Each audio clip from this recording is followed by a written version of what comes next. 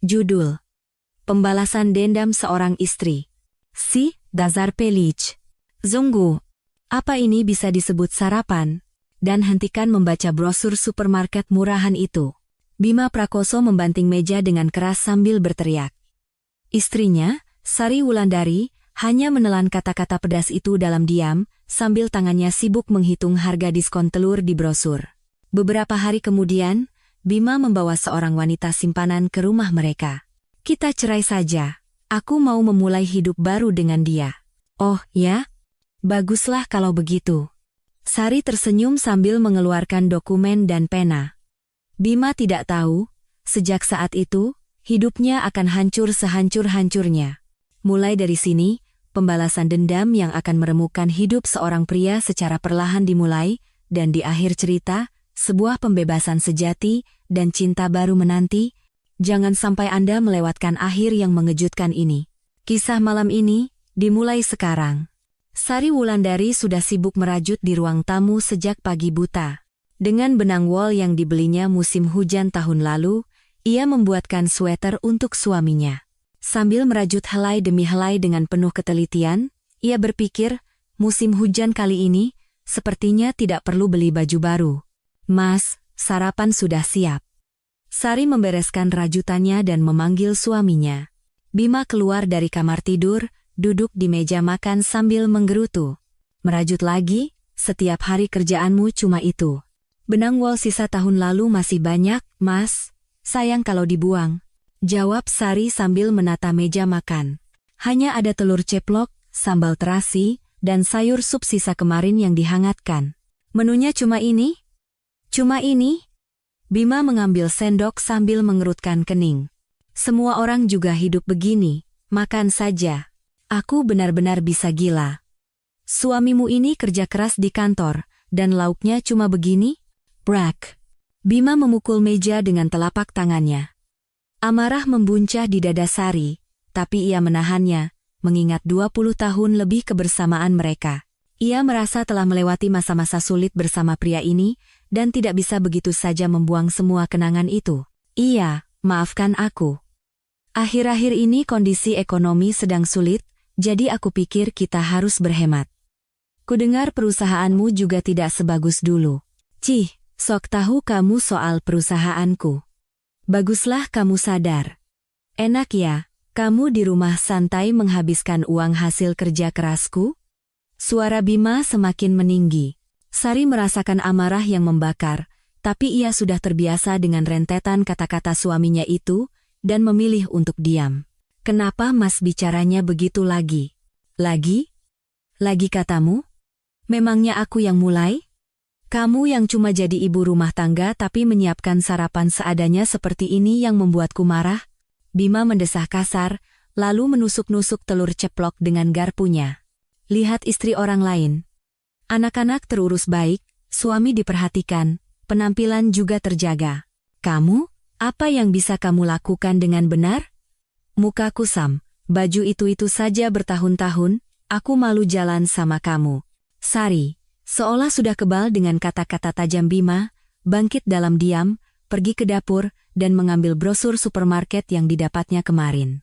Tanpa berkata apa-apa, ia mengeluarkan kalkulator dan mulai menulis daftar belanjaan sambil menghitung harganya satu persatu. Bima yang melihatnya mendengus. Kamu mengabaikanku? Sibuk dengan hal itu lagi? Muak aku melihatnya. Telur satu papan diskon dari Rp30.000 jadi Rp25.000. Lumayan. Hari ini harus belanja. Ya Tuhan. Pelitnya minta ampun. Cuma karena 5.000 perak. Bima melempar garpunya dengan kesal. Tangan Sari berhenti sejenak. Tanpa mengangkat kepala, ia perlahan membuka mulut. Aku hanya berusaha membantu keuangan keluarga, berhemat sebisa mungkin. Sedangkan kamu, setiap pulang ke rumah hanya bisa menyakiti hati orang. Wah, sudah berani menjawab ya sekarang? Apa kamu tahu bagaimana perasaanku setiap hari harus pulang ke rumah seperti neraka ini? Saat itu, setetes air mata mengalir tanpa suara di pipi Sari. Ia menggigit bibirnya kuat-kuat, tak lagi mengeluarkan sepatah kata pun. Nah, kan, menangis lagi. Kalau sudah terpojok, senjatanya ia menangis. Coba dari tadi bilang, maaf, aku akan lebih baik, selesai urusannya. Bikin frustrasi saja.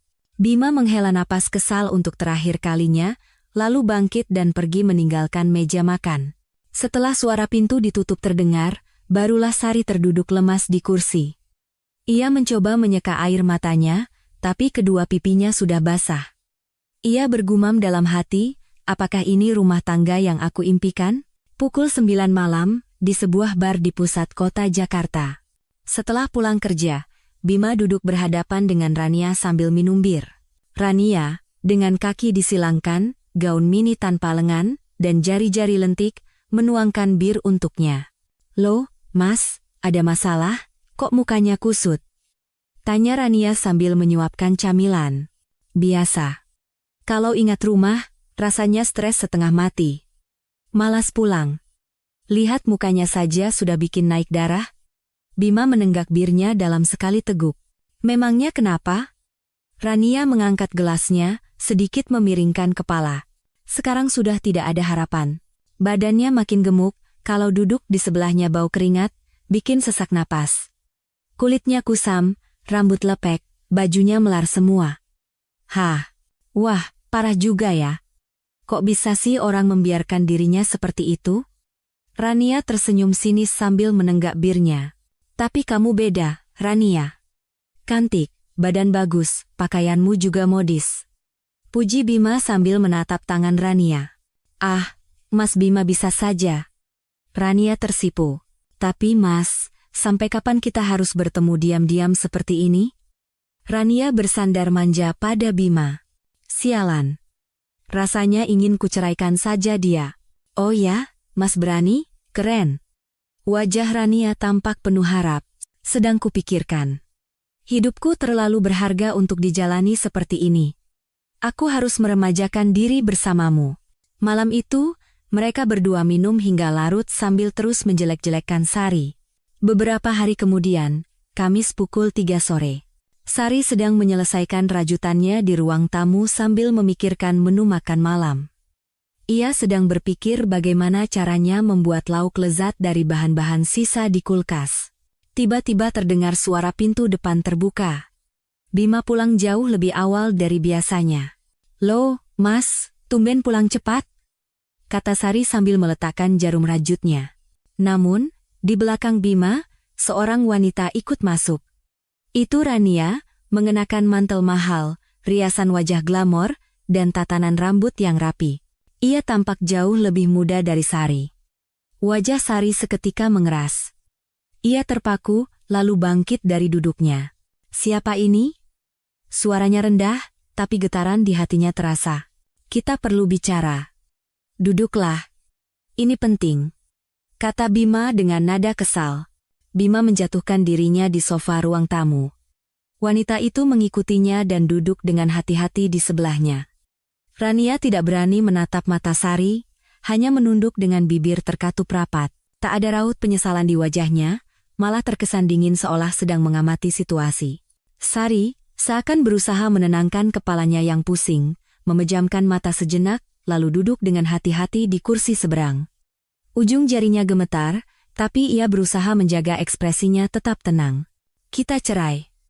Bima menyilangkan tangannya, bersandar, dan membuka mulut dengan angkuh.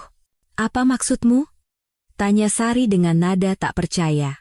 Aku bilang, kita cerai. Bima mengulangi kalimatnya yang seperti bom. Sari, seolah sudah menduganya, menatap suaminya tanpa berkedip. Cerai, ya, baiklah. Sudah tidak mungkin kita hidup bersama lagi. Kata Bima sambil diam-diam menggenggam tangan Rania. Rania tetap menunduk, tapi tidak menarik tangannya. Kenapa tiba-tiba? Tidak tiba-tiba, aku sudah memikirkannya sejak lama. Aku mau memulai hidup baru dengan Rania, kata Bima dengan percaya diri. Sari menatap keduanya bergantian tanpa bergerak sedikit pun. Wah, kamu tidak kaget? Bima menunjukkan ekspresi terkejut. Ia mengira istrinya akan menangis atau marah besar. Apa ini hal yang mengejutkan? Melihat kelakuanmu akhir-akhir ini, sudah bisa ditebak, jawab Sari dengan tenang. Kelakuanku apa? Setiap hari pulang larut malam, bau alkohol, ponsel selalu diletakkan terbalik saat tidur. Jelas sekali tanda-tanda perselingkuhan. Lalu kenapa kamu tidak bilang apa-apa? Untuk apa? Aku pikir kamu akan menyelesaikannya sendiri. Sikap tenang Sari membuat Bima semakin geram. Ini semua terjadi karena kamu hidup terlalu hemat, tidak bisa membuat suamimu senang. Teriak Bima. Aku hidup hemat? Pura-pura tidak tahu? Setiap hari merajut, menghitung dengan kalkulator, bajumu itu-itu saja selama bertahun-tahun. Itu karena kamu bilang kondisi perusahaan sedang tidak baik, makanya aku berhemat. Apa itu salah? Kata-kata Sari membuat Bima terdiam. Apa kondisi perusahaan yang buruk itu salahku? Aku tidak pernah bilang itu salahmu, aku hanya bilang karena sulit, makanya aku berhemat. Hah, bicara denganmu memang tidak pernah nyambung. Bima mengacak-acak rambutnya. Pokoknya, aku akan memulai hidup baru dengan Rania. Bagus. Selamat, ya? Kata Sari sambil tersenyum cerah. Selamat? Bima dan Rania terkejut bersamaan. Kalian kan menemukan orang yang cocok. Itu hal yang baik. Reaksi tak terduga Sari membuat keduanya bingung. Lalu bagaimana dengan harta Gonogini? Tanya Sari. Harta? Kamu tidak tahu malu minta pembagian harta? Bima tertawa sinis. Hai, rumah ini atas nama siapa? Namaku. Perusahaan juga perusahaanku. Apa kontribusimu sampai berani bicara soal harta? Memang benar juga. Sari mengangguk. Sikap Sari yang begitu penurut terasa aneh bagi Bima. Kalau begitu, kita sepakat tidak mengganggu harta atas nama masing-masing, ya? Usul Sari. Tentu saja. Hartamu memangnya ada apa? Paling-paling cuma alat rajut, ejek Bima. Rania ikut tertawa kecil.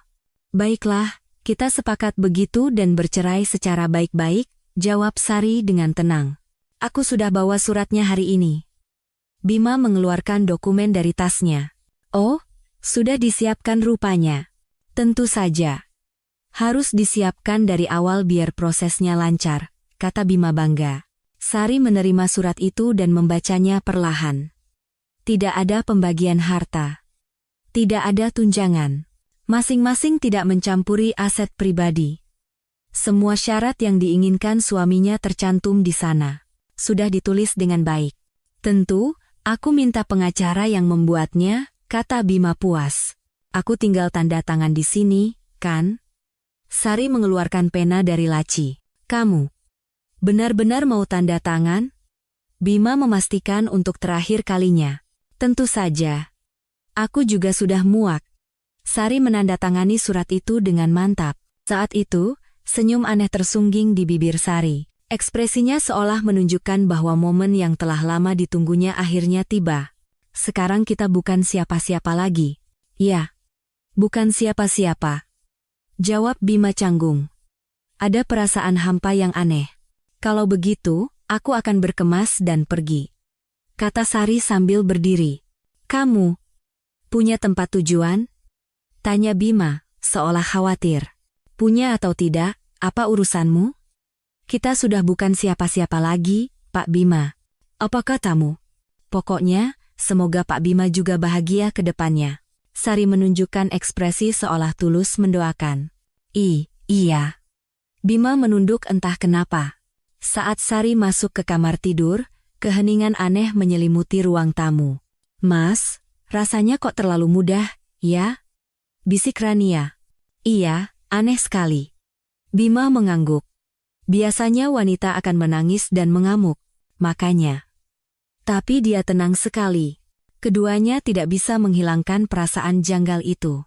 Sementara itu, di kamar tidur, Sari hanya memasukkan beberapa helai pakaian ke dalam sebuah tas kecil.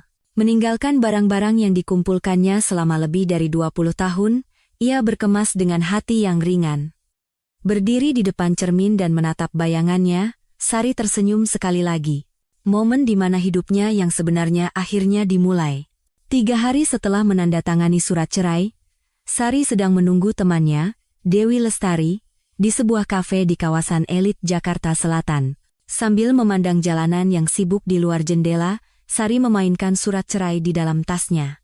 Sari, Dewi masuk sambil melambaikan tangan dengan ramah. Dewi, Seorang wanita awal 50-an, berpenampilan rapi dengan wajah ceria. Dewi, di sini. Sari berdiri menyambut temannya. Ya ampun, mukamu benar-benar berbeda. Apa-apaan ini?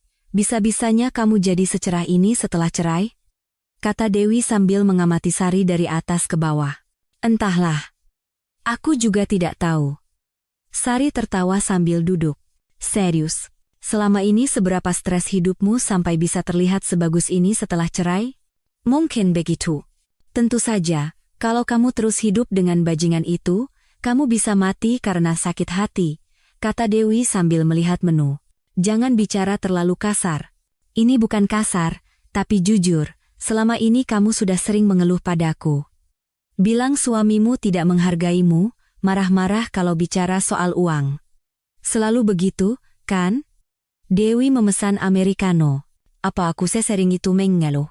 Sering sekali. Sari memesan es teh lemon. Tapi, kamu benar-benar tidak dapat pembagian harta sama sekali?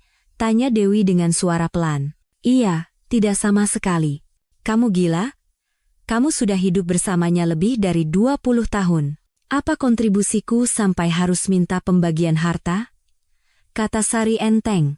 Bukan begitu. Kamu kan mengurus rumah tangga. Bima bilang itu uang hasil kerjanya, kenapa harus dibagi? Dasar pria brengsek. Lalu apa yang kamu bawa keluar dari rumah? Dewi menatapnya khawatir. Barang-barang pribadiku. Barang pribadi apaan? Ya, uangku sendiri. Kata Sari santai. Uangmu? Uang apa? Dewi bingung. Uang tabungan dari uang belanja. Memangnya seberapa banyak uang belanja? Lumayan. Sari tersenyum samar. Lumayan itu berapa? Jutaan?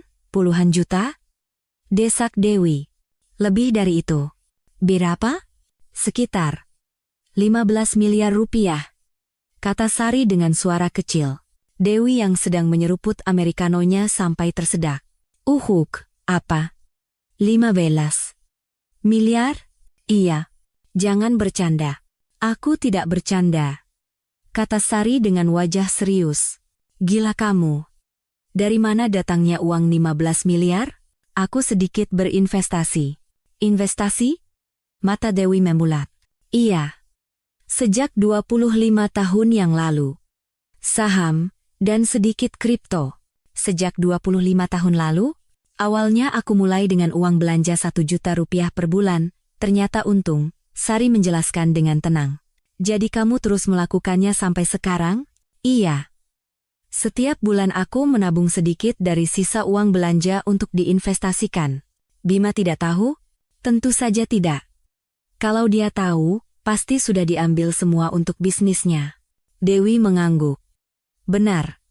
Sesuai dengan karakternya, dia pasti akan melakukan itu. Tapi bagaimana caramu berinvestasi sampai untungnya sebesar itu? Awalnya aku mulai dari saham-saham blue chip. Lalu coba saham farmasi. Kemudian, aku juga main sedikit Bitcoin. Bitcoin juga? Iya.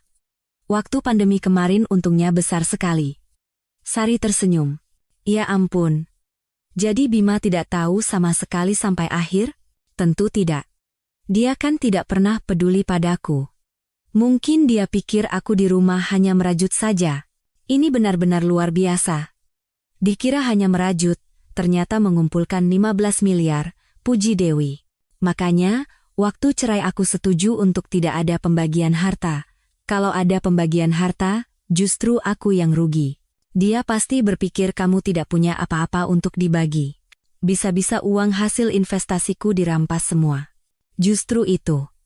Aku sangat berterima kasih Bima yang lebih dulu minta cerai. Sari mengungkapkan isi hatinya. Pasti dalam hati kamu senang sekali, ya? Tentu saja. Agak sulit kalau aku yang harus minta cerai lebih dulu. Kenapa?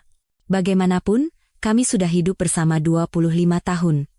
Ada perasaan juga. Dewi menggelengkan kepala. Kamu ini terlalu baik. Padahal dia sudah sangat merendahkanmu.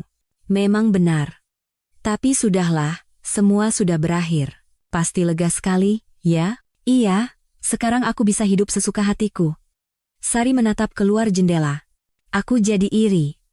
Kalau suamiku seperti itu, sudah dari dulu aku ceraikan. Apa maksudmu? Kok iri diceraikan? Suamimu kan baik.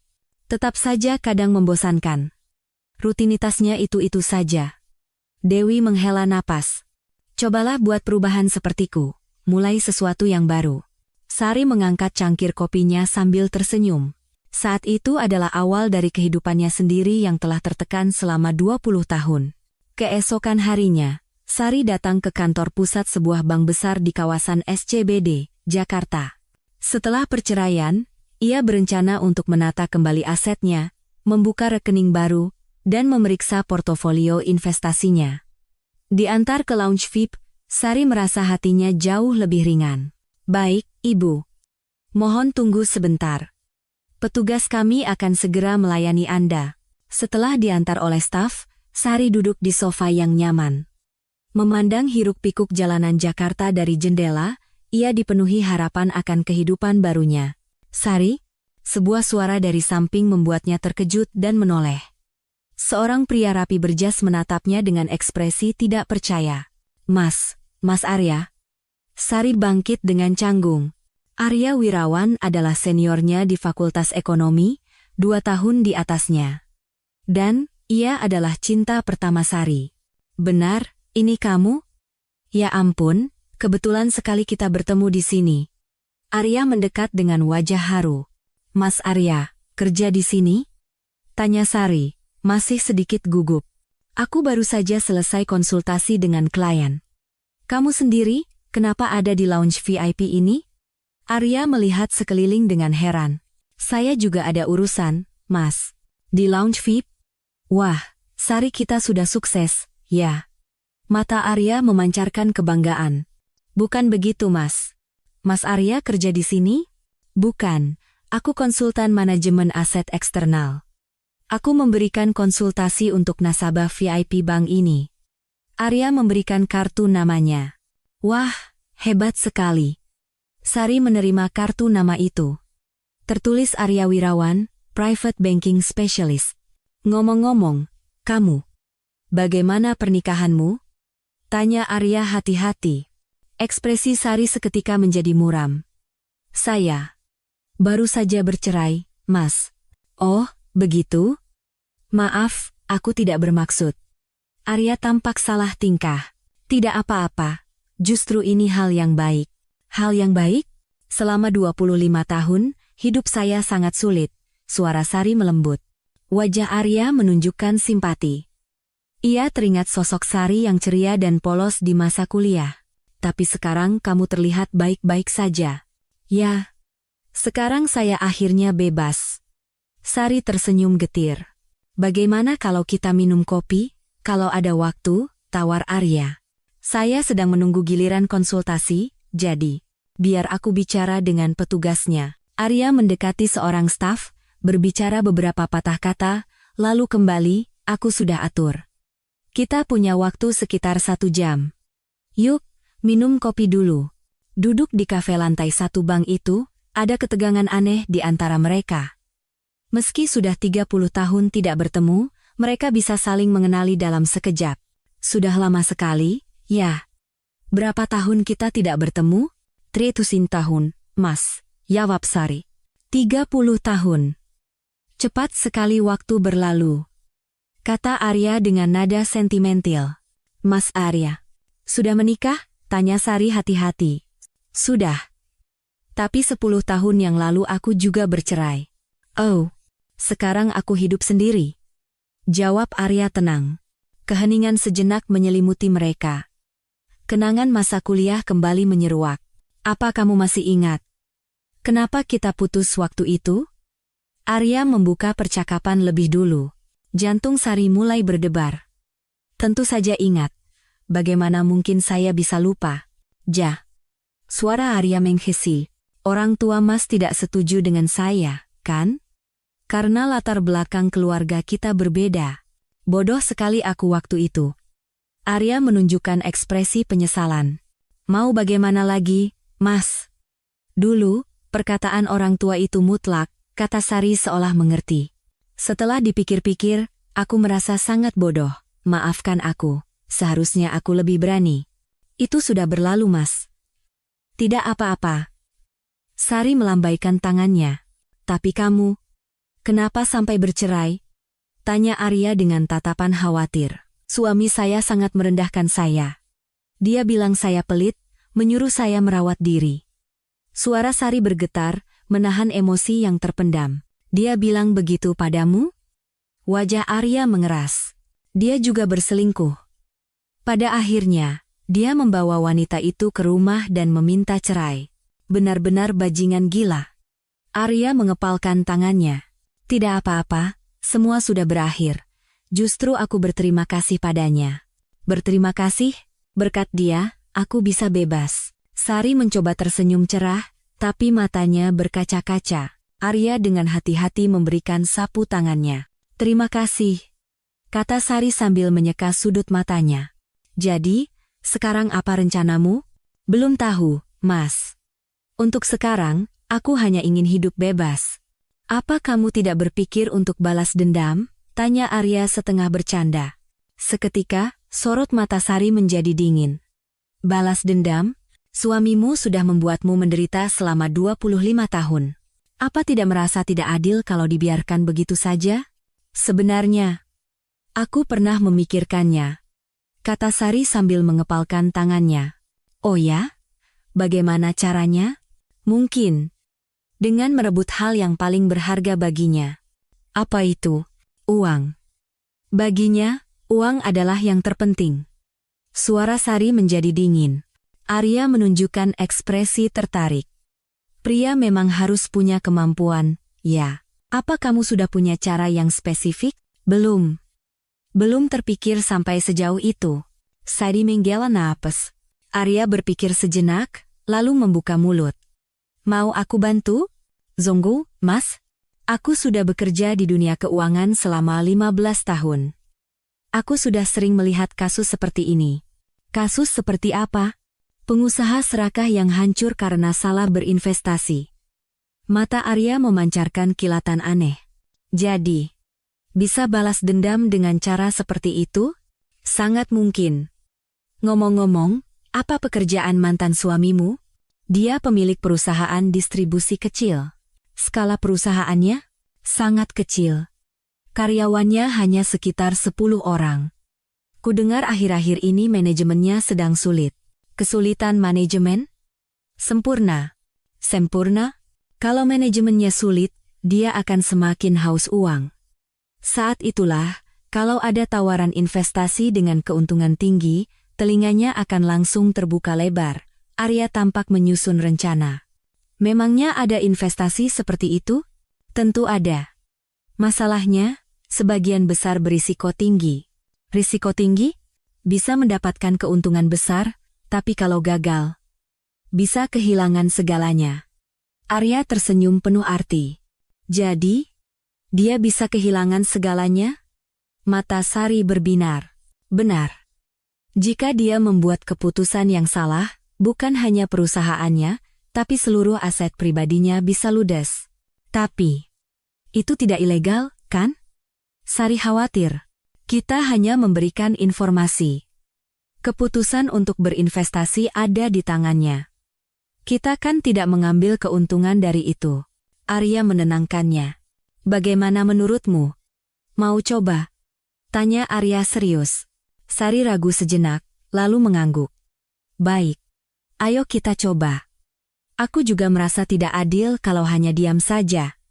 Aku ingin melihat bajingan itu jatuh ke titik terendah. Kalau begitu, mari kita susun rencana detailnya. Terima kasih, Mas. Terima kasih banyak. Bukan apa-apa. Anggap saja ini caraku menebus karena tidak bisa melindungimu 30 tahun yang lalu. Arya tersenyum hangat. Mas. Iya? Dulu, saya sangat menderita. Suara Sari bergetar. Aku juga. Melepaskanmu adalah hal yang sangat sulit. Sungguh ajaib kita bisa bertemu lagi sekarang. Mungkin ini takdir. Arya dengan lembut menggenggam tangan Sari. Sari terkejut dan mencoba menarik tangannya, tapi Arya menahannya dengan lembut. Maaf. Aku terlalu senang. Tidak apa-apa. Pipi Sari sedikit merona. Besok sore kita bertemu lagi. Kita susun strategi yang lebih detail. Baik, Mas. Mereka bertukar nomor telepon dan keluar dari kafe. Aku tidak sabar menunggu hari esok, kata Sari sambil tersenyum. Aku juga, jawab Arya dengan senyum penuh arti. Meninggalkan bank, Sari merasakan jantungnya berdebar kencang di tengah angin sore yang dingin. Ada perasaan antusias akan pembalasan dendam, bercampur dengan debaran hati karena bertemu kembali dengan cinta pertamanya setelah 30 tahun. Seminggu kemudian, Sabtu sore, Bima datang ke sebuah klub golf mewah di kawasan Sentul untuk bermain golf dengan kliennya. Stres karena kesulitan manajemen akhir-akhir ini membuatnya ingin mencari penyegaran. Setelah selesai 18 hole dan sedang mandi di ruang ganti, ia mendengar seseorang di loker sebelah sedang menelepon. Ya, bagaimana tingkat keuntungan bulan ini? 38%, Pak. Oh, sedikit mengecewakan. Ya, bulan lalu kan 45%. Bima menajamkan telinganya. Tapi saya sudah cukup puas. Kira-kira bulan depan bisa tembus 50%? Setelah menutup telepon, pria itu menoleh ke arah Bima dan tersenyum. Ah, maaf, apa suara telepon saya terlalu keras? Oh, tidak. Tidak apa-apa, jawab Bima. Pria berjas itu tampak berusia awal 50-an, berpenampilan berkelas dengan aura percaya diri. Saya Arya Wirawan. Saya Bima Prakoso. Senang bertemu dengan Anda. Mereka berjabat tangan. Anda pengusaha? Tanya Arya. Ya, saya mengelola perusahaan distribusi kecil. Kalau Anda? Saya investor perorangan. Oh, jadi tadi Anda bicara soal tingkat keuntungan, ya? Ya. Tingkat keuntungan bulan April mencapai 30%, jadi saya cukup puas. 30%? Luar biasa. Berarti kalau investasi 100 juta, bulan depan jadi 130 juta. Mata Bima berbinar. Betul. Kebetulan sedang beruntung. Saya menemukan tempat investasi yang bagus akhir-akhir ini, kata Arya merendah. Kalau boleh tahu, investasi apa itu? Proyek pengembangan properti di luar negeri. Luar negeri? Bima semakin tertarik. Ya, proyek pengembangan resor di Asia Tenggara. Tingkat keuntungannya sangat bagus. Wah, ada tempat investasi sebagus itu, ya? Sebenarnya tidak semua orang bisa ikut. Ini informasi eksklusif, kata Arya penuh arti. Informasi eksklusif? Ya. Proyek ini tidak bisa diakses oleh masyarakat umum. Lalu bagaimana Anda bisa tahu? Dulu saya bekerja di bidang keuangan. Saya tahu dari koneksi lama. Oh, begitu. Sekarang saya hanya menjadi investor perorangan, tapi berkat proyek ini, keuntungan saya luar biasa. Arya menunjukkan ekspresi puas. Saya benar-benar iri. Bisnis saya akhir-akhir ini sedang sulit. Bima menghela napas. Oh, begitu. Memang akhir-akhir ini semua sedang sulit. Ya, ekonomi sedang lesu. Kalau begitu, Anda harus lebih mempertimbangkan investasi. Hanya mengandalkan keuntungan bisnis saja ada batasnya. Saran Arya. Benar juga, tapi saya tidak tahu harus investasi di mana. Proyek yang sedang saya jalani ini benar-benar bagus. Arya pura-pura ragu. Apakah saya juga bisa ikut? Tanya Bima penuh harap. Entahlah. Saya tidak bisa memperkenalkan Anda secara langsung. Kenapa tidak bisa? Posisi saya juga investor. Agak tidak etis kalau saya memperkenalkan orang lain. Arya menunjukkan ekspresi tidak enak. Oh, begitu ya? Bima tampak kecewa. Tapi, kalau Anda benar-benar tertarik. Arya mengeluarkan sebuah brosur dari tasnya. Apa ini? Materi pengenalan proyek saya. Di situ ada nomor kontaknya, Anda bisa hubungi langsung. Sungguh? Terima kasih banyak. Bima menerima brosur itu dengan gembira. Hanya saja, ada satu hal yang perlu Anda perhatikan. Apa itu? Proyek ini sifatnya sangat rahasia. Jangan sembarangan bicara pada orang lain, kata Arya dengan wajah serius. Kenapa rahasia? Kesempatan investasinya terbatas. Kalau tersebar, persaingannya akan ketat. Oh, begitu. Dan ada jumlah investasi minimal. Berapa? Sekitar 1 miliar rupiah. Bima Takeyut. 1 miliar? Ya. Baru akan terasa keuntungannya. Agak besar, ya. Betul. Awalnya saya juga merasa berat, tapi sekarang saya merasa itu adalah keputusan yang sangat tepat. Kata Arya sambil tersenyum. Apa tingkat keuntungannya sebagus itu? Setiap bulan memang sedikit berbeda, tapi dalam kasus saya, pernah mencapai lebih dari 45% dalam sebulan. Luar biasa. Hanya keberuntungan. Tapi kalau Anda benar-benar tertarik, hubungi secepatnya. Kenapa? Kesempatan seperti ini tidak datang 2 kali. Perekrutan investor juga terbatas, kata Arya sambil melihat jam tangannya. Baiklah, besok akan saya hubungi. Keputusan yang sangat baik. Arya menunjukkan ekspresi puas. Terima kasih banyak sudah memberitahu informasi sebagus ini. Bukan apa-apa. Senang kalau kita bisa sukses bersama. Mereka bertukar kartu nama dan meninggalkan ruang ganti. Setelah Arya pergi, Bima memeriksa brosur itu dengan saksama. Judulnya Investasi Premium Pengembangan Properti Luar Negeri dengan foto-foto resor mewah.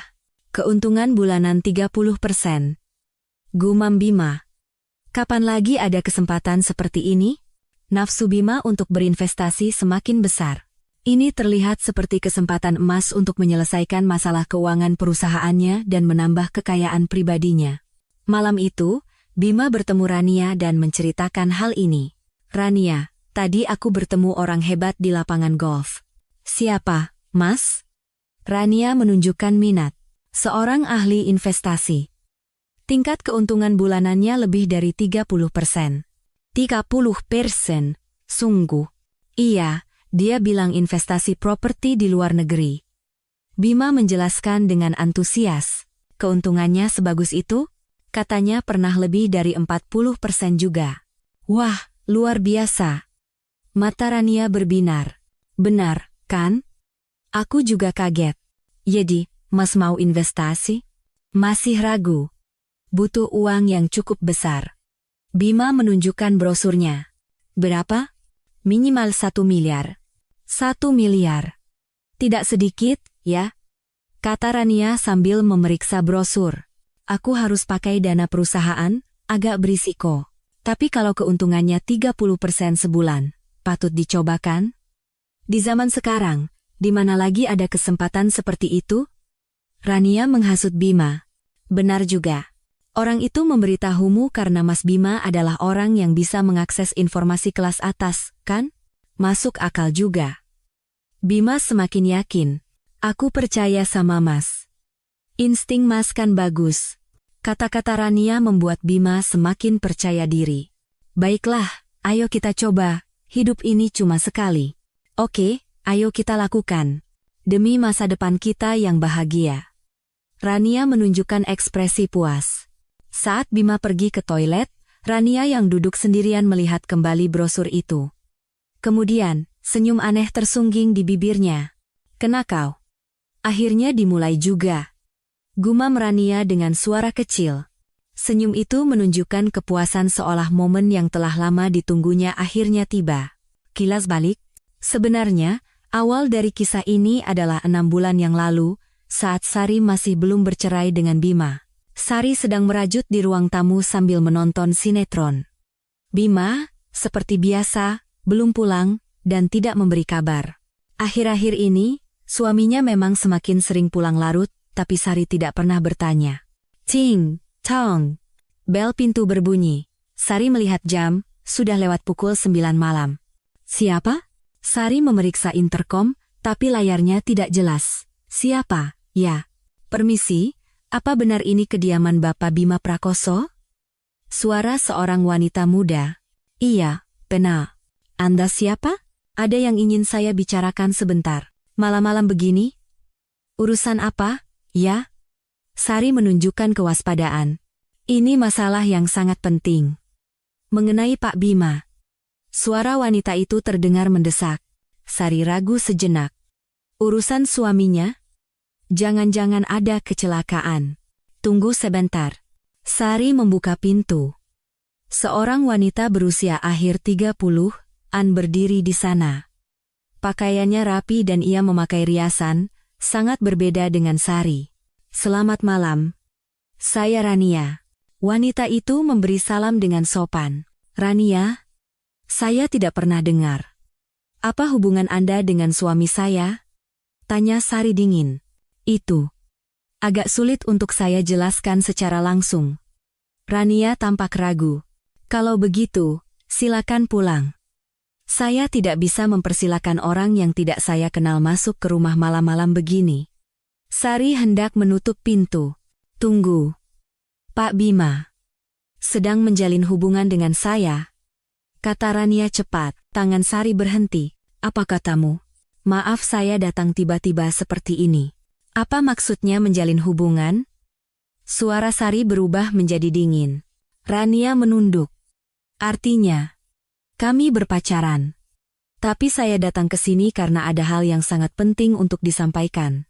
Bagi Sari, fakta bahwa selingkuhan suaminya datang sendiri ke rumahnya terasa lebih dari sekadar marah, melainkan absurd. Apa? Wanita ini sudah gila? Selingkuhan macam apa yang punya urusan untuk dibicarakan sampai datang ke rumah malam-malam begini? Mau bilang suamimu sudah kurebut, jadi diam saja? Sari menyilangkan tangannya. Bukan. Bukan seperti itu. Sebaiknya kita bicara di dalam. Hah? Selingkuhan mau masuk ke rumah? Kalau mau bicara, di sini saja. Kalau tidak, silakan pergi. Kata Sari tegas.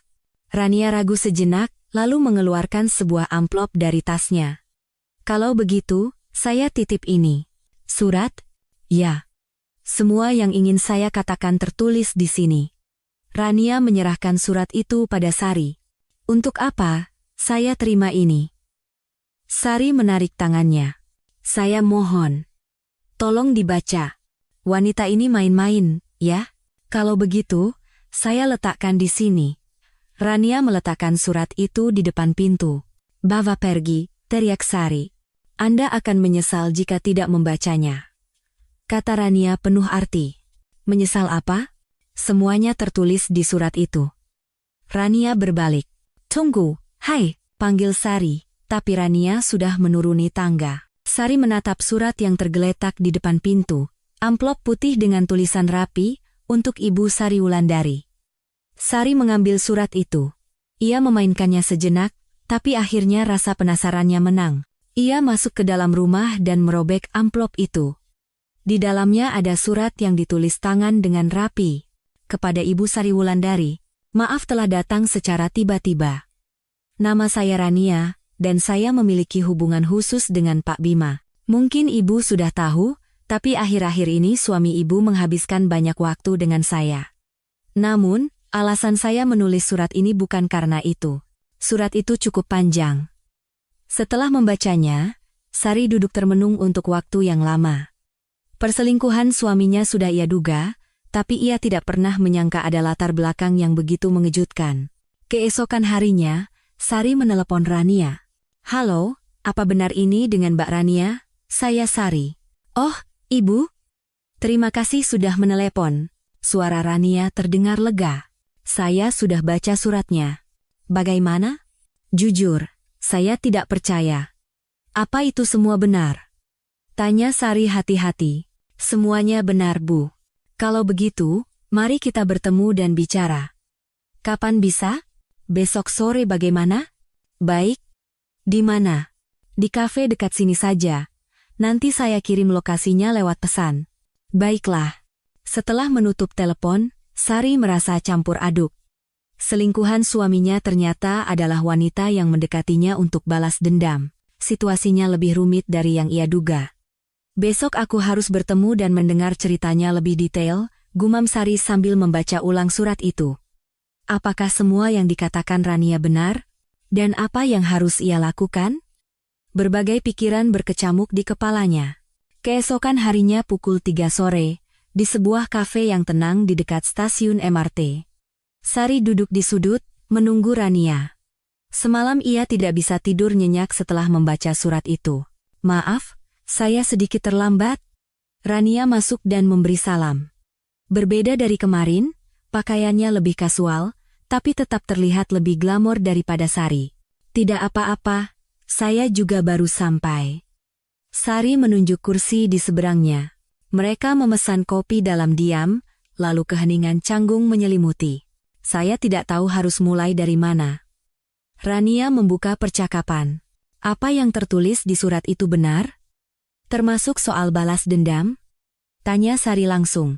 Semuanya benar, Bu. Si brengsek Bima itu menipu ayah saya. Suara Rania menjadi dingin. Sekitar 3 tahun lalu. Ayah saya punya pabrik kecil.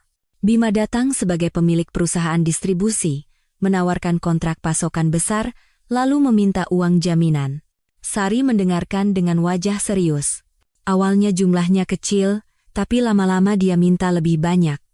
Totalnya sekitar 3 miliar rupiah. Ayah sampai menggadaikan pabrik dan meminjam uang dari teman-temannya. Lalu, ternyata itu penipuan? Ya, kontraknya palsu, pemasoknya tidak pernah ada. Ayah saya kehilangan segalanya. Pabrik, rumah. Stres karena itu, beliau jatuh sakit dan meninggal 2 tahun lalu. Mata Rania berkaca-kaca. Tidak lapor polisi? Sudah. Tapi katanya bukti tidak cukup, jadi kasusnya ditutup. Makanya, saya putuskan untuk balas dendam sendiri. Sari menghela napas. Ia tidak tahu sama sekali tentang kasus pengadilan itu karena Bima menyembunyikannya dengan rapat. Saya sengaja mendekatinya, mendapatkan kepercayaannya, lalu berencana menghancurkan hal yang paling berharga baginya, uang dan bisnisnya. Saya sudah merencanakannya sejak 6 bulan lalu, kata Rania dingin. Tapi kenapa? Anda memberitahu saya? Awalnya, saya berniat membiarkan ibu ikut hancur bersamanya. Tapi selama bersama Bima, saya sering mendengar ceritanya tentang ibu. Dia selalu menjelek-jelekkan ibu. Ekspresi Rania tampak prihatin. Tidak bisa menghasilkan uang, pelit, tidak feminin, begitu katanya. Awalnya saya pura-pura setuju, demi balas dendam. Wajah Sari mengeras. Tapi lama-kelamaan, saya merasa kasihan pada ibu. Wanita yang sudah setia selama 25 tahun, kenapa harus dihina seperti itu? Saya tidak bisa mengerti. Jadi saya pikir, ibu tidak seharusnya ikut menjadi korban. Terima kasih, kata Sari pelan. Karena itu, saya merasa harus memberitahu ibu soal ini. Soal apa? Rania mencondongkan tubuhnya. Saat bercerai, ibu harus mendapatkan pembagian harta yang adil. Rumah, aset perusahaan, semuanya harus dibagi 2. Walaupun ibu rumah tangga, kontribusi ibu diakui secara hukum untuk mendapatkan setengah dari harta bersama. Setengah, iya. Ambil paksa kalau perlu. Sewa pengacara. Desak Rania. Lalu, bagaimana rencana balas dendam Anda? Tanya Sari. Saya belum punya rencana yang pasti. Sendirian, rasanya ada batasan. Rania tampak bingung. Sari berpikir sejenak, lalu membuka mulut. Sebenarnya, saya juga ingin balas dendam. Saya sudah bersabar selama 25 tahun, sudah cukup. Bagaimana kalau kita lakukan bersama? Usul Sari. Sungguh, Bu? Tapi, nanti ibu malah rugi. Tidak. Sebenarnya saya punya aset pribadi. Uang yang saya kumpulkan dari investasi tanpa sepengetahuan suami, sekitar 15 miliar rupiah. Rania terkejut. 15 miliar? Luar biasa. Jadi kalau ada pembagian harta, justru saya yang rugi. Benar juga. Karena pembagian harta akan merugikan saya, begini saja. Setelah saya bercerai, Mbak Rania minta pada suami saya untuk membuat rumah atas nama bersama. Nanti, setelah balas dendam kita berhasil, setengah dari harga rumah itu untuk Mbak Rania, usul Sari secara spesifik. Apa? Tidak apa-apa seperti itu? Rania tampak terharu. Tidak apa-apa. Toh saya tidak akan bisa memilikinya. Dan rasanya akan lebih puas kalau ada yang merebut setengahnya. Kalau begitu, sekarang kita harus menyusun rencana balas dendam yang detail. Bagaimana caranya? Tanya Rania. Untuk sekarang, Mbak Rania teruslah bertemu dengannya seperti biasa. Saya akan mempersiapkan perceraian. Mudah-mudahan dia yang akan minta cerai lebih dulu. Dia pasti akan segera mengatakannya, Bu. Akhir-akhir ini dia terus mengeluh tentang ibu, kata Rania yakin. Baguslah. Setelah cerai, kita mulai balas dendam yang sesungguhnya. Dengan cara apa? Memancingnya dengan uang dan menjebaknya. Hal yang paling dia inginkan kan uang. Sari tersenyum penuh arti. Rencana detailnya kita susun setelah saya bercerai. Untuk sekarang, kita simpan nomor kontak masing-masing dan bertindak hati-hati. Baik, Bu. Tapi, apa Anda benar-benar tidak apa-apa? Ini bisa berbahaya, Rania khawatir. Tidak apa-apa. Dibandingkan hidup dengan bajingan itu, ini bukan apa-apa. Sudah saatnya saya meluapkan amarah yang terpendam selama 25 tahun. Mbak Rania juga harus hati-hati. Ini demi membalaskan dendam ayah Anda. Ya. Mari kita berdua bekerja sama untuk menghancurkan bajingan itu sampai lumat. Tentu. Mereka berjabat tangan, membentuk aliansi rahasia. Meninggalkan kafe, harapan baru tumbuh di hati Sari. Ia tidak lagi sendirian. Ia punya sekutu dengan tujuan yang sama. Balas dendam.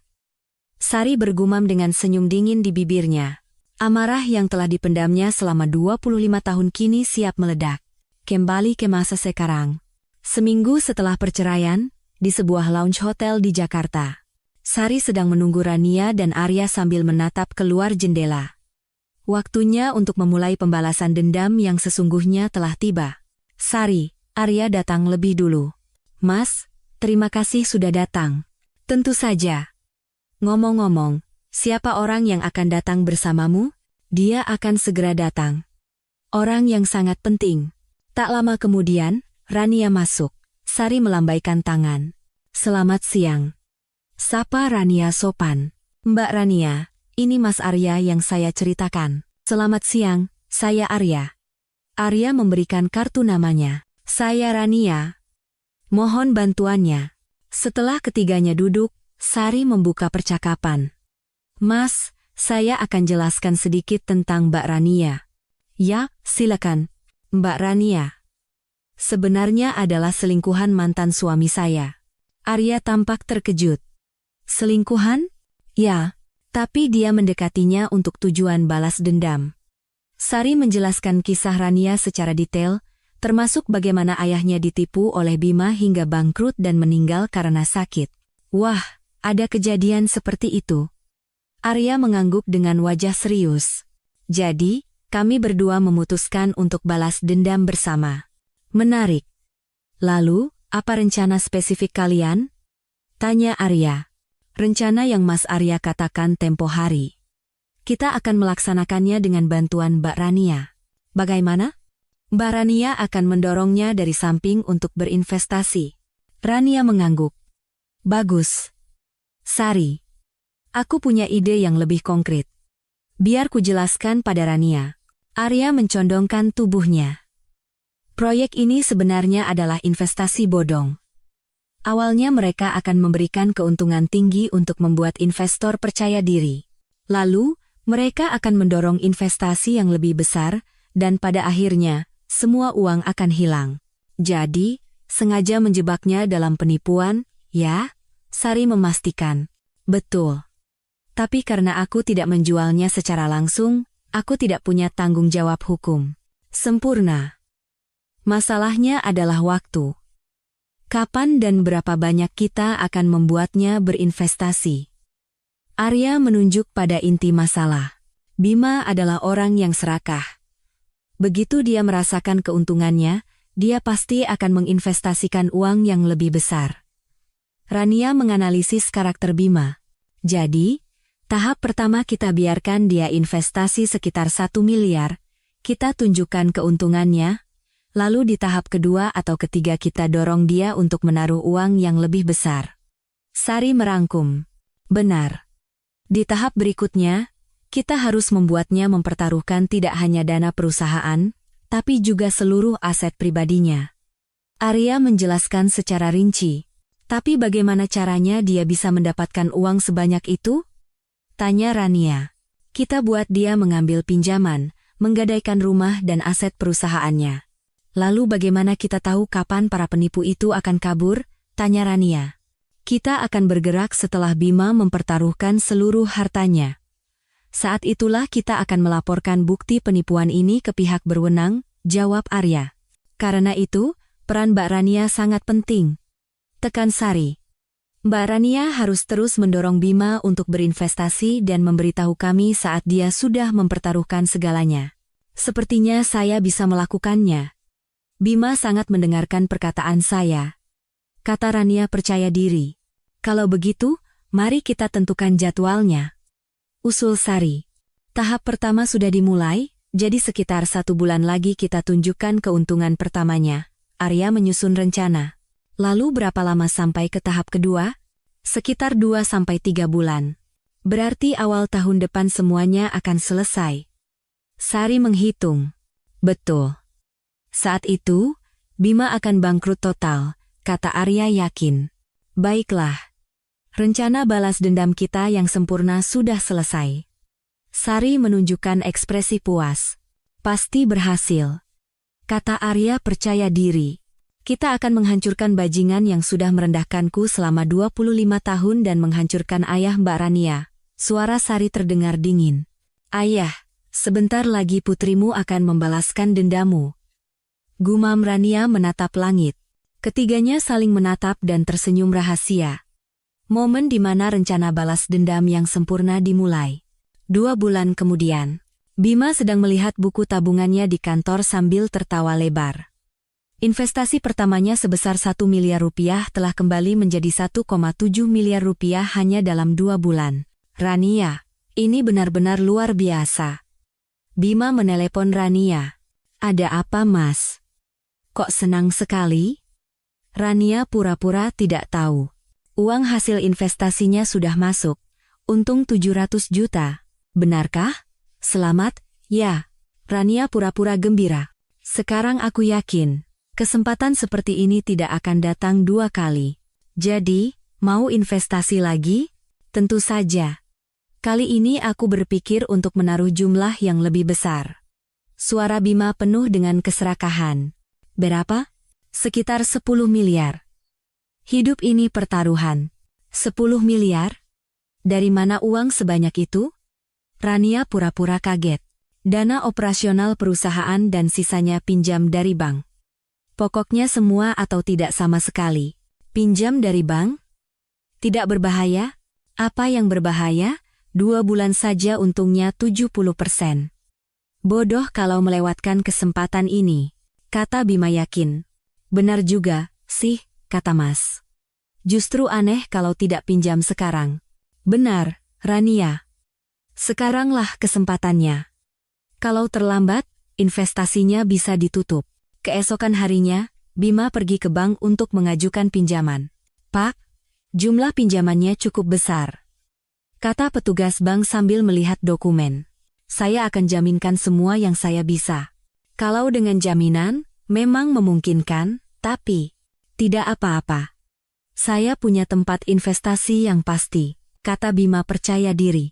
Beberapa hari kemudian, Bima bertemu Rania dan memberitahukan bahwa pinjamannya disetujui. Akhirnya aku dapat 10 miliar. Aku sudah kerahkan semua yang kupunya, pinjam sampai batas maksimal, bahkan sampai ke rentenir. Sungguh? Tapi, rentenir? Itu kan tidak ada dalam rencana. Rania menunjukkan ekspresi khawatir. Tidak apa-apa. Beberapa bulan lagi uang itu akan kembali menjadi lebih dari 20 miliar. Kita akan kaya raya bersama. Bima menggenggam tangan Rania. Kalau Mas Bima yakin, aku percaya. Rania pura-pura setuju dengan terpaksa. Ini baru gadisku. Sebentar lagi kita bisa pindah ke rumah baru yang lebih besar. Malam itu, Rania menelepon Arya dari tempat yang sepi. Mas Arya, ini saya. Bima sudah setuju untuk investasi tambahan 10 miliar. Dia bahkan meminjam dari rentenir, mempertaruhkan segalanya. Bagus. Berarti tinggal tahap terakhir. Kata Arya puas. Kapan akan kita bongkar? Tunggu sekitar seminggu setelah uangnya masuk, supaya dia tidak bisa menarik uangnya kembali. Baik. Apa perlu saya beritahu Bu Sari? Biar aku yang hubungi dia. Arya segera menelepon Sari. Sari, akhirnya waktunya tiba. Zonggu, Mas, Bima sudah investasi tambahan 10 miliar. Rumahnya juga dijaminkan. Suara Sari menjadi dingin. Sempurna. Berarti sekarang tinggal kita bongkar, ya? Ya. Tunggu seminggu lagi. Baiklah. Akhirnya pembalasan dendam ini selesai. Seminggu kemudian, Sari mengeluarkan dokumen-dokumen yang sudah disiapkannya di rumah.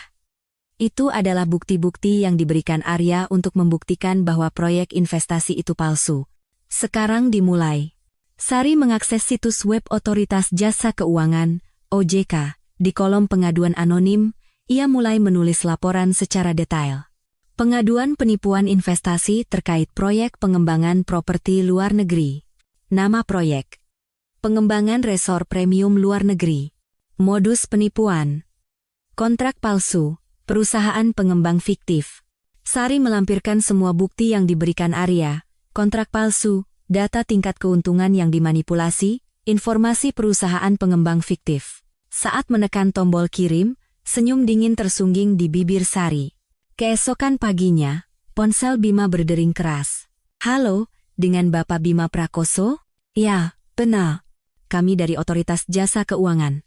Oh ya kah? Bima bingung. Terkait proyek properti luar negeri yang Bapak investasikan, kami telah memulai penyelidikan. Penyelidikan? Ada laporan dugaan penipuan.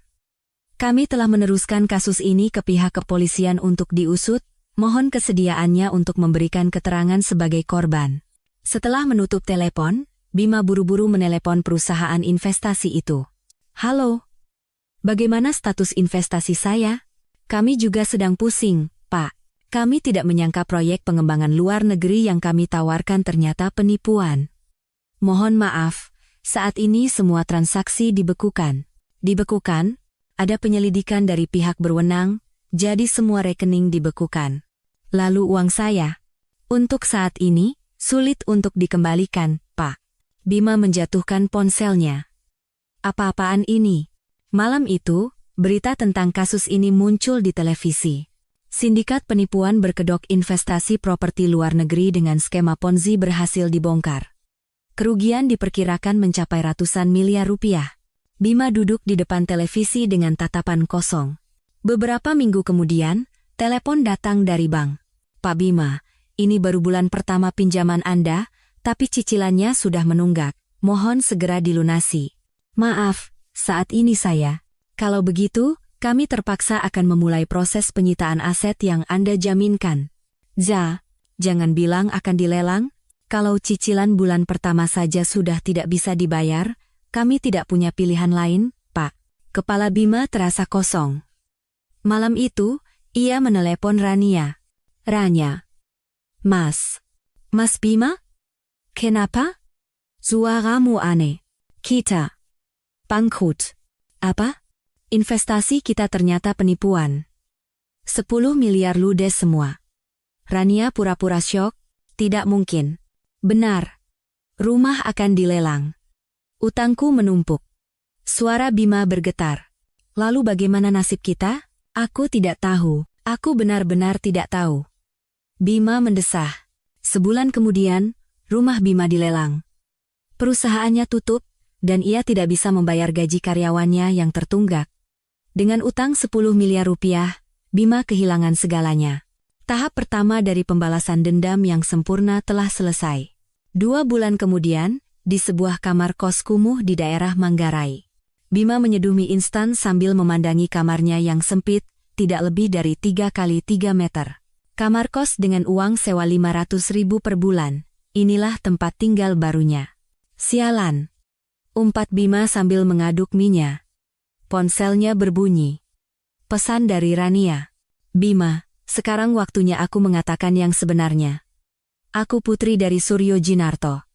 Ingat? 3 tahun yang lalu, orang yang kau hancurkan dengan menipunya 3 miliar rupiah. Ayahku, karena bajingan sepertimu, kehilangan segalanya dan meninggal karena sakit. Sekarang, rasakan hal yang sama. Selamat menikmati hidup barumu, dasar kau manusia kotor. Tangan Bima gemetar. Suryo Jinarto. Ia samar-samar mengingat nama itu. Seorang pengusaha yang ditipunya di awal-awal bisnisnya. Bagaimana? Bagaimana bisa? Gumam Bima kosong. Ia mencoba menelepon Rania, tapi nomornya sudah tidak aktif. WhatsApp-nya juga diblokir. Rania.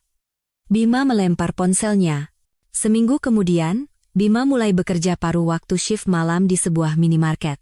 Di usia 50 tahun, ia menjadi pekerja dengan upah minimum. Bima berdiri di depan cermin, menatap bayangannya. Wajah yang menua drastis dalam beberapa bulan, bahu yang membungkuk.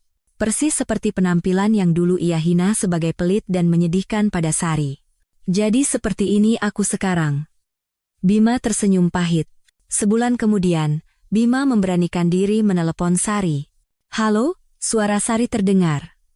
Berbeda dari dulu, nadanya terdengar santai dan percaya diri. Sari, ini aku. Siapa, ya? Sari merespons dengan dingin. Aku. Bima. Bagaimana kabarmu? Aku hidup bahagia. Ada apa? Aku minta maaf. Aku benar-benar minta maaf. Suara Bima bergetar. Tiba-tiba sekali, kenapa baru sekarang? Selama 25 tahun. Aku sudah merendahkanmu, menyakitimu. Aku benar-benar minta maaf. Tidak apa-apa. Suara Sari terdengar tanpa emosi. Bisakah kita mulai dari awal lagi? Tentu saja tidak bisa. Kita sudah bukan siapa-siapa. Sari, kumohon. Berkat kamu, aku sekarang hidup sangat bahagia. Terima kasih. Kata-kata Sari membuat Bima putus asa.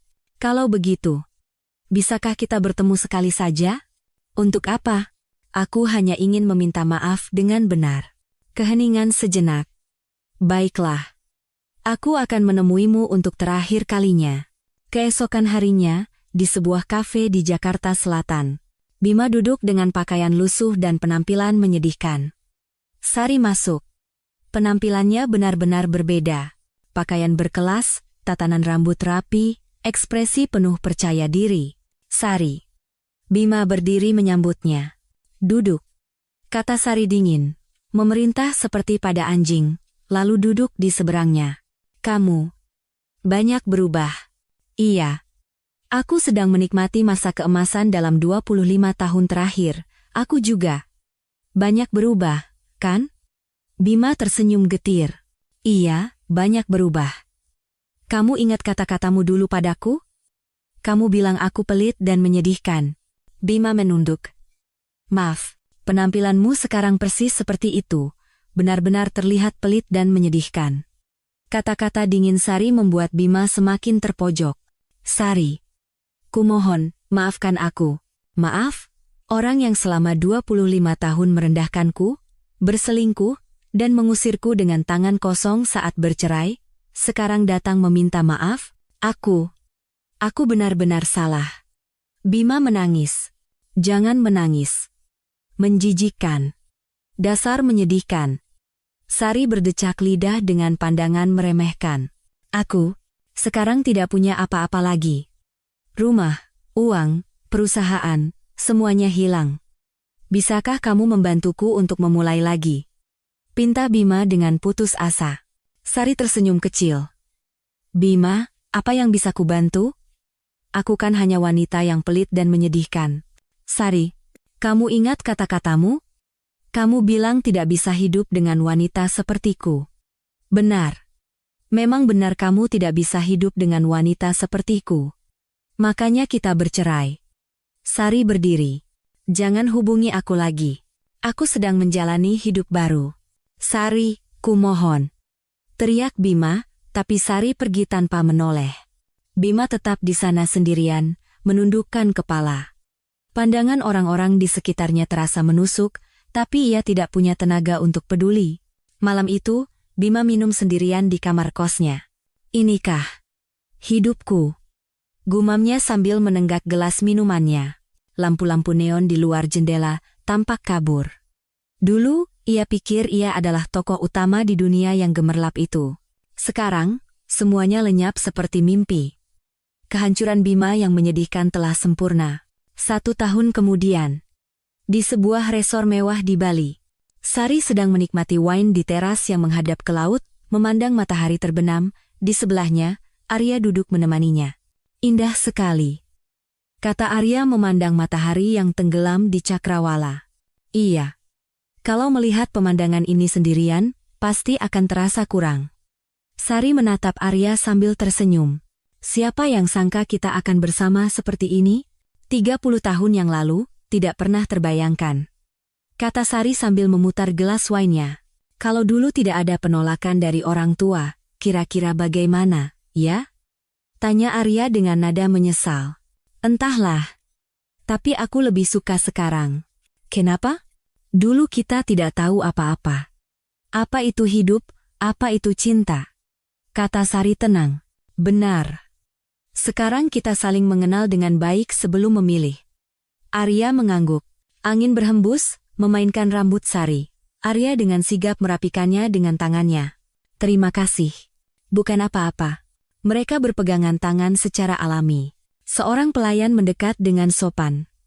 Permisi, Bapak, Ibu. Kami sudah menyiapkan acara spesial. Apakah Anda ingin menyaksikannya? Acara apa? Tanya Sari. Ada pesta kembang api di pantai. Wah, bagus. Mau lihat? Sari menatap Arya. Tentu saja. Mereka berpegangan tangan menuju pantai. Pasir putih sudah dipenuhi oleh banyak pasangan dan keluarga. Di sini bagaimana? Arya menunjuk sudut yang tenang. Bagus. Saat mereka duduk di atas pasir, pesta kembang api dimulai. Kembang api yang berwarna-warni menghiasi langit malam. Wah, indah sekali. Sari menatap langit dengan kagum. Tidak seindah dirimu, kata Arya menatap Sari. Mas ini bisa saja. Sari tersipu dan memalingkan wajah. Sari? Iya? Maukah kamu menikah denganku? Sari terkejut dan menatap Arya. Mas, kok tiba-tiba? Tidak tiba-tiba. Aku sudah menunggu selama 30 tahun. Arya mengeluarkan sebuah kotak kecil dari sakunya. Mas, lamaran yang tidak bisa kulakukan 30 tahun yang lalu, aku ingin melakukannya sekarang. Arya berlutut dengan satu kaki dan membuka kotak cincin itu. Sebuah cincin berlian berkilauan di bawah cahaya kembang api. Sari Wulandari, maukah kamu menikah denganku? Mari kita habiskan sisa hidup kita bersama dengan bahagia. Mata Sari berkaca-kaca. Mas, apa tidak apa-apa? Saya kan janda. Aku juga duda. Apa pentingnya hal itu? Yang penting adalah dirimu yang sekarang.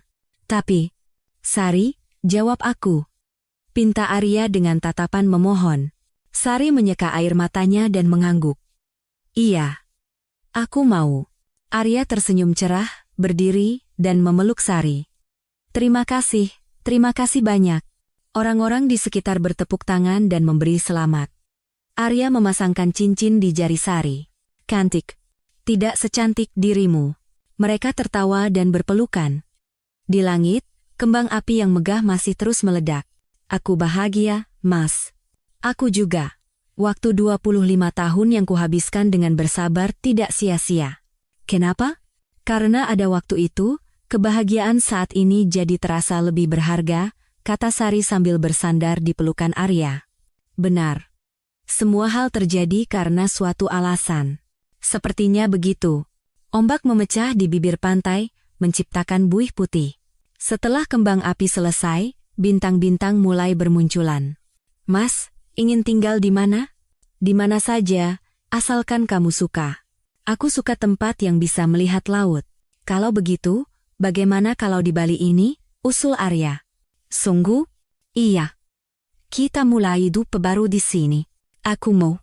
Mereka saling menatap dan tersenyum.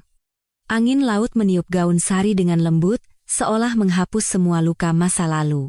Aku mencintaimu, Mas. Aku juga mencintaimu, Sari.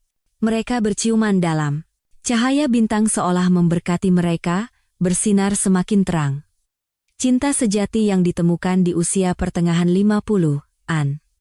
Untuk pertama kalinya, Sari merasakan kebahagiaan yang utuh.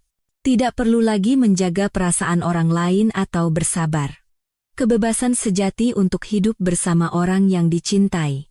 Suara ombak di malam hari seolah ikut merayakan awal baru mereka. Bagaimana kisah hari ini? Jika ada yang mendengarkan hingga akhir, mohon tinggalkan komentar sudah didengarkan dengan baik. Sampai jumpa di kisah berikutnya. Semoga hari Anda selalu damai. Terima kasih.